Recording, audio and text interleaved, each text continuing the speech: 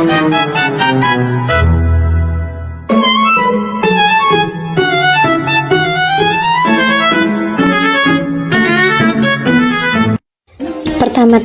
kita siapkan bahan dan alat yang dibutuhkan seperti yang ada di video. Selanjutnya, karbit kita gerus terlebih dahulu agar lebih halus supaya reaksinya lebih cepat.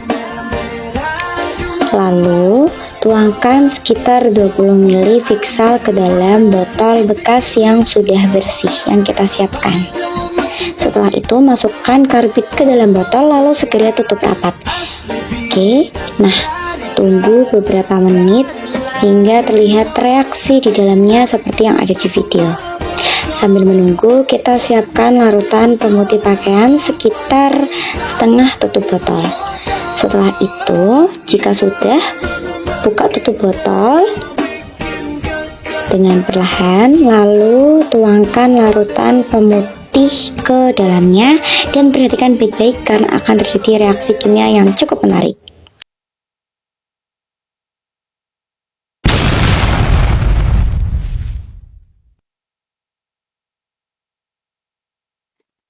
Jadi, reaksi apa sih yang sebenarnya terjadi? Ini laporan dari kelompok 1 kelas 12 F4. Ada 3 bahan utama, yaitu Fixal, dia itu mengandung HCl atau asam klorida, yaitu juga ada karbit yang rumahnya itu CaC2. Saat terkena air atau asam, ya Fixal ini HCl kan bersifat asam. Dia akan menghasilkan gas asetilina atau C22 yang mudah terbakar.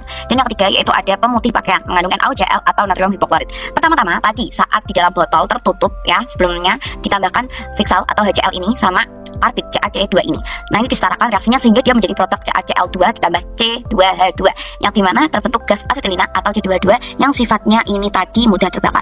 Itulah kenapa sebabnya kalau tadi ditunggu beberapa menit botol itu terasa menggelembung atau ada tekanan gas. Fenomena itu tersebut dengan reaksi pembentukan gas atau gas evolving reaction. Selanjutnya, saat sudah terbentuk itu tadi, saat botolnya dibuka terus ditambah setengah dari pemutih atau NaOCl.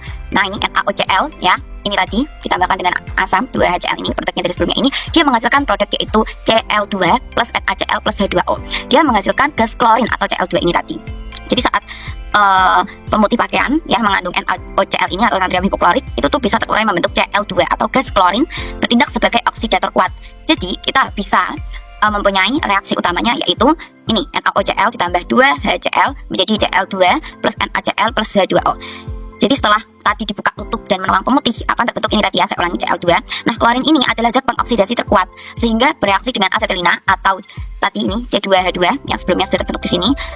Nah, itu reaksinya itu bisa berlangsung secara cepat atau bahkan eksotron, yaitu menghasilkan panas. Sehingga terlihatlah reaksi lanjutannya yaitu C2H2 plus Cl2 ini tadi menghasilkan produk yang panas, yaitu gas asetilina bereaksi dengan klorin, reaksinya cepat dan eksotron, muncul percikan atau nyala api yang tadi membuat kaget. Kenapa terlihat seperti ada api? Karena asetilina atau C2H2 ini adalah gas yang mudah terbakar, ya kan?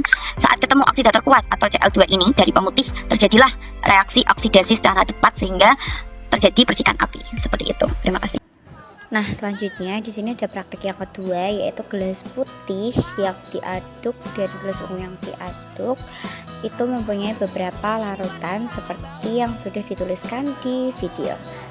Larutan PK, NaOH, dan sukrosa.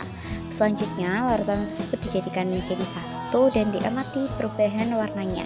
Disinilah terjadi biloks yang setelah ini akan diberi penjelasannya untuk penyetaraan reaksi. Nah, jadi dapat disimpulkan tadi pertama-tama itu ada warna ungu, terus warna hijau, dan pada akhirnya menjadi warna coklat kekuningan ini. Seperti itu, inilah perubahan dari larutan PK yang dilarutkan dengan air yang dicampur dengan larutan sukrosa ditambah NaOH ditambah air dan dijadikan satu sehingga menjadi reaksi tersebut. Selanjutnya pembahasannya. Selanjutnya yaitu pembahasan mengenai reaksi dari praktek kedua yang dilakukan oleh Pak Miko dan kelas 12 F4. Dan ini adalah pelaporan dari kelompok 1 yang dimana ada larutan dari NaOH plus gula pasir atau C12H22O11 ditambahkan dengan larutan PK yaitu kalium permanganat yang mempunyai rumus KMNO4. Nah, ketiga hal ini adalah pada suasana basah. Kenapa? Karena ada NaOH ini, karena sebelumnya HCl itu pada suasana asam. Nah, ketiga hal ini dicampur dia menjadi sebuah reaksi produk baru di sini, tapi di sini belum disetarakan. Nah, kita setarakan dengan penyetaraan setengah reaksi yang dimana pasti dengan biloks. Yang pertama-tama dianalisis bahwa PK atau atau kalium permanganat ini terjadi 3 perubahan warna. Yang pertama yaitu ada ungu, yang kedua yaitu ada hijau, yang ketiga yang terakhir yaitu ada coklat kekuningan. Kita tulis soal saja. Nah, ungu yaitu mempunyai bilox 7 plus 7. Kenapa dihitung dari sini?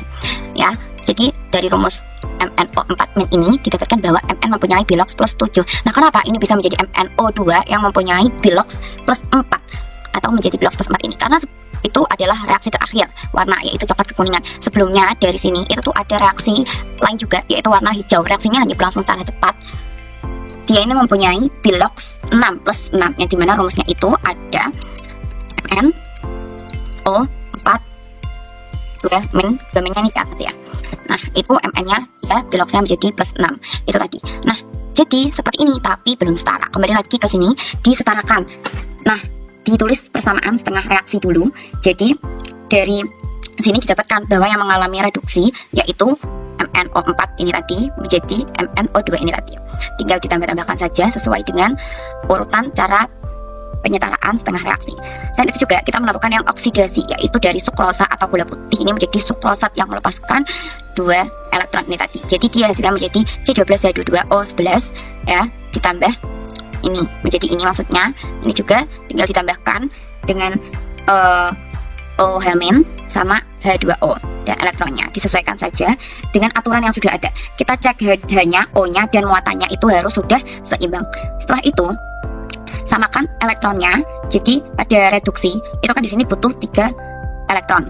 Nah, oksidasi dia melepaskan 2 elektron sehingga kita mencari KPK-nya yaitu 6. Jadi yang reduksi ini kita kalikan dengan 2, yang oksidasi kita kalikan dengan 3. Lalu jumlahkan dan sederhanakan menjadilah persamaan seperti ini. Nih, ya persamaan seperti ini. Nah, ini belum selesai karena kita harus ubah ke bentuk garam atau basa. Pakai apa? Pakai Na ini dan K+. Pakai Na ini dan K+. Ya, karena ini kayaknya kan belum ada tadi, kita tinggal jadi K+ di sini.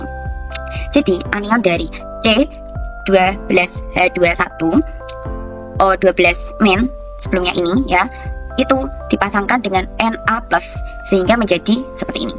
Oke. Nah, MnO4 ini tuh dia kan menyumbang K+ yang muncul sebagai KOH di produk sebelumnya. Nah, ini. Sehingga tambahkan NaOH secukupnya agar jumlah Na+ itu cocok dengan 3 buah untuk 3 anion sukrosat ini tadi. Jadi persamaan akhirnya dia setaranya itu adalah 2 KMnO4 plus 3C12H22O11 plus 3 NaOH menjadi 2 MnO 2 plus 3C12H21O12 Na plus 2H2O plus 2 KOH ini jadi.